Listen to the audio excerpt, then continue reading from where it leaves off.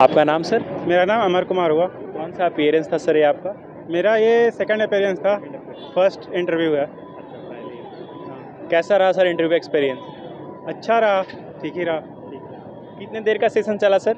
वही 10 से 12 मिनट का चल रहा है जो। जब आप हॉल में एंटर करे तो सबसे पहला सवाल आपके लिए बोर्ड मेंबर से क्या रहा था? सबसे पहला सवाल यही था कि आपने ग्रेजुएशन किया 2011 में कंप्लीट और मैकेनिकल इंजीनियरिंग से किया है, तो आपका ऑप्शनल पॉलिटिकल साइंस क्यों है? तब मैंने उसका जवाब दिया क्यों है। क्या रिएक्शन था, मतलब पॉजिटिव वन? हाँ, उस जवाब से तो पॉजिटिव ही थे, वो पॉजिटिव थे। आपके मैकेनिकल इंजीनियरिंग बैकग्राउंड से क्या सवाल रहे थे? एक सिंपल सा क्वेश्चन था उस कि फोर्स का MKS यूनिट क्या होता है, तो ये था, बेसिक सा क्वेश्चन था। और उसके बाद सारे क्वेश्चंस हॉबी से भी क्वेश्चन पूछे गए। क्या सवाल रहे थे आपके हॉबीज़ से? हॉबीज़ में मैंने कहा था मूवीज़ देखना पसंद है, और अध्यात्म में बोला था। फिर अध्यात्म से उन्होंने क्वेश्चन किया कि आपने गीता पढ़ी है, तो मैंने कहा हाँ सर, कोशिश की है पढ़ने की गीता। तो बताइए, उन्होंने पूछा कि बताइए इसका सार क्या है गीता का। तो मैंने कहा सर इसका सार यही है, निष्काम कर्म के बारे में है, और वो जो श्लोक है वो बोला कर्मण्येवाधिकारस्ते वाला।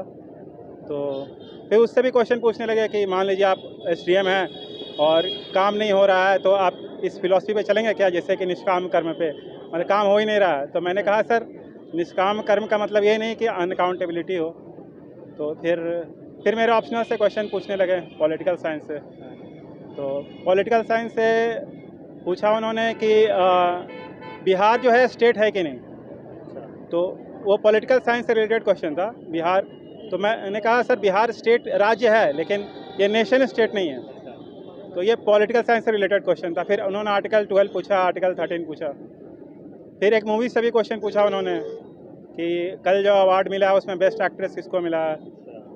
तो ये सब सारे क्वेश्चन थे, तो अच्छा रहा मिला जुला कर। काफ़ी इंगेजिंग रहा होगा, मज़ा आ रहा होगा। हाँ, अच्छा इंटरव्यू था, इंगेजिंग था, और काफ़ी मतलब फ्रेंडली तरीके से बोल रहे थे। जैसे एक क्वेश्चन है, मुझे बोले कि पता हो तो बताओ यार, नहीं तो छोड़ो। तो मैंने कहा ये सॉरी सर बोल के मैं आगे निकल गया। ऐसे डिबेट में ऑब्वियसली मज़ा आता है। हाँ। उत्कर्ष क्लासेस ने अभी सक्सेसफुल 21 इयर्स कंप्लीट किए हैं। इस खुशी में आपके लिए भी कुछ खास अनाउंसमेंट आ रहे हैं। अभी 16 अक्टूबर को Chanakya 70th BPSC foundation batch launch किया, जिससे BPSC एस्पायरेंट बहुत ही लाभान्वित होंगे। उत्कर्ष क्लासेस लेकर आया बिहार एस्पायरेंट के लिए different batches with best quality content at most affordable price, जैसे कि BPSC फाउंडेशन, जिसमें आपकी प्रिपरेशन कॉलेज के साथ साथ होगी, और इसमें जो की फीचर्स मिलेंगे 1 ईयर में आप अपनी सफलता को सुनिश्चित कर सकेंगे, वो भी सिर्फ 3499 रुपए में। इस बैच में आपको मिलेगा free essay classes with essay booklet, fast revision notes, e books, course planner, test series and many more. और यहाँ पे BPSC के न्यू पैटर्न के अकॉर्डिंग पढ़ाई होगी, साथ में ऑप्शनल की भी क्लास होगी। सो वेट क्यों करना, जाइए बैच को अवेल कराइए, लिंक डिस्क्रिप्शन में दिया गया है, एंड अपनी BPSC जर्नी को BPSC उत्कर्ष के साथ किक स्टार्ट दे। अच्छा रहा, डिबेटेबल था, तो अच्छा रहा मिला जुला का इंटरव्यू। हाँ। अच्छा, आपके बिहार पर्सपेक्टिव से कुछ सवाल थे कि नहीं? नहीं, बिहार पर्सपेक्टिव से एक भी क्वेश्चन नहीं पूछा। आपके बस केवल सेवा कि कौन सा प्रेफरेंस दिया, पहला दूसरा तीसरा। मतलब बस पोस्ट डिफरेंस पूछा था आपसे? हाँ, बस ये पूछा। अच्छा, कुछ ऐसे सवाल जिसमें आप क्या सोचते हैं, आपका ओपिनियन जानने की कोशिश की जा रही हो? हाँ, एक क्वेश्चन उन्होंने पूछा, जैसे कि अभी इजराइल पैलेस्टीन इशू चल रहा है, तो जो बाइडेन आ रहे हैं इंडिया में, आज ही के दिन आ रहे हैं, तो उन्होंने कहा कि जो बाइडेन जब आ रहे हैं इंडिया में, तो उसका क्या पर्सपेक्टिव है, इंटरनेशनल पर्सपेक्टिव क्या है, तो उससे क्या वार पे इफेक्ट पड़ेगा। जो बाइडेन इजराइल में जो आ रहे हैं हाँ, उस पर क्वेश्चन का पूछा उन्होंने। तो मैंने कहा सर इसमें जैसे कि वार अभी काफ़ी इंटेंस हो चुका है, तो उसको नॉर्मलाइज होगा, और दूसरा ये होगा कि ह्यूमैनिटेरियन कॉरिडोर की बात चल रही है, जो गाजा से जो भाग रहे हैं वहाँ के नागरिक, उनको निकालने में मदद होगी, ये मैंने कहा। तो ऐसे क्वेश्चंस थे बस।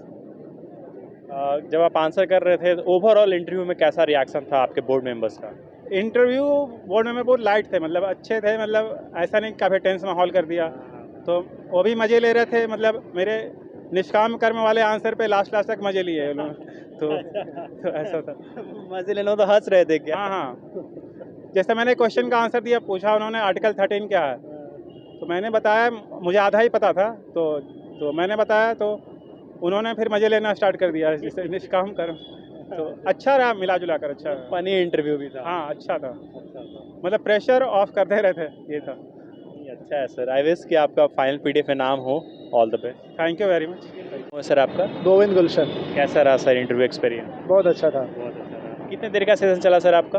मेरा 20 मिनट्स का चला था। 20 मिनट। राइट। बहुत ज़्यादा समय रहा सर। क्या क्या बातें हुई? शुरुआत की गई जैसे मुझसे ऑप्शनल सब्जेक्ट से, फिर मेरी जॉब की बात की गई थोड़ी सी, ज़्यादा नहीं, फिर ग्रेजुएशन सब्जेक्ट्स की बात की गई और इसके बाद फिर करंट न्यूज़ पे आ गए और आज राष्ट्रपति जी आई थी तो उनसे भी क्वेश्चन था। तो ये सारे क्या था आपका ग्रेजुएशन सब्जेक्ट? मेरा graduation subject BTech in biotechnology. And आपका ऑप्शनल? मेरा ऑप्शनल मैथिली साहित्य। अभी आप कहाँ पे काम कर रहे हैं?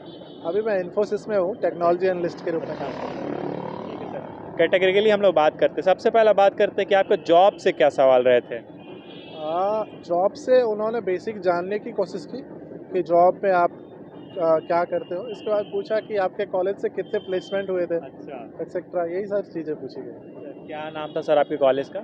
मेरा NIT अरुणाचल प्रदेश। ठीक है सर, बस जॉब से यही सवाल रहे? जॉब से क्वेश्चंस रहे, इसके बाद ज़्यादा क्वेश्चंस मेरे ऑप्शनल से रहे। आपका मैथिली साहित्य था ऑप्शनल पेपर, उससे क्या सवाल था? उनसे उन्होंने पूछा कि 3-4 कवि का नाम बताइए जो कि फेमस है। इसके बाद आप मैथिली साहित्य को एडमिनिस्ट्रेशन में कैसे यूज़ करेंगे, इन सब टाइप के क्वेश्चंस। एग्जैक्टली अभी पूरे तो याद भी नहीं आ रहे। अच्छा, फिर आपके ग्रेजुएशन सब्जेक्ट से क्या सवाल रहा था? ग्रेजुएशन सब्जेक्ट से पूछा कि बायोटेक्नोलॉजी का कहाँ यूज़ करोगे। इसके बाद उन्होंने 3 पेरेंट बेबी के बारे में पूछ दिया था और यही सब। अब बिहार पर्सपेक्टिव से कुछ सवाल? बिहार पर्सपेक्टिव से कोई खास सवाल नहीं किया गया था। आज द्रौपदी मुर्मू जी का आगमन था, उनसे पूछा गया कि आज वो आई हैं तो कोई खास बताओ। कोई खास वजह पूछ रहे थे क्या है आने का? हाँ, कृषि रोड मैप 4 है ना, उसका उद्घाटन करने आई हैं तो वो पूछे थे। फिर उन्हीं से पूछने लग गए कि आपका ऑप्शनल, जैसे कि द्रौपदी मुर्मू जी से सवाल आया, इसके बाद उन्हीं से रिलेट किया कि उनका चुनाव कैसे होता है। फिर मैंने हिंदी में जवाब दी कि एकल संक्रमणीय मत। उन्होंने बोला कि आप एकदम इंग्लिश मीडियम लड़के हो लेकिन आपको हिंदी भी अच्छी आती है, यही सारी चीज़ें। करंट अफेयर से क्या पूछे गए सर? करेंट से मणिपुर मुद्दा मुझसे पूछा गया था, इजराइल वाला इशू नहीं पूछा। मणिपुर वाला ही हाँ। पूछा गया। इसके अलावा कोई और कुछ और बात है जिसमें आपका थॉट प्रोसेस, आपकी ओपिनियन जानने की कोशिश की जा रही हो? हाँ, एक क्वेश्चन पूछा गया था थॉट प्रोसेस जानने के लिए कि मणिपुर में जो ये हो रहा है, आपको क्या लगता है कि सिर्फ आरक्षण मुद्दा है या फिर कोई और फैक्टर है। तो उसमें जो है सो आंसर ये होगा कि उसमें उनका ज़मीन का भी जो है ना, आरक्षण से ज़मीन जुड़ जाती है, उनका इनकम जुड़ जाता है, बहुत सारा सोर्स जुड़ जाता है। हाँ। कौन सा अपीयरेंस था सर आपका इंटरव्यू का? ये मेरा फर्स्ट इंटरव्यू था। पहली बार पेपर दिए, इंटरव्यू पहली बार? हाँ। ओके सर, आप हमें ये बताइए व्हाट इज द स्ट्रैटेजी कि पहली बार में सब हो जाता है? The strategy is very simple. Do your best in prelims. Then for mains perspective, you have to be something creative, like you have to use flowcharts, diagrams, and when you are reading newspapers, then you should collect data from that, and then you imply it in the answer, and write more and more what you can do. That's enough. I wish कि sir कि आपका final PDF list में नाम हो and all the best. Thank you so much. Thank you.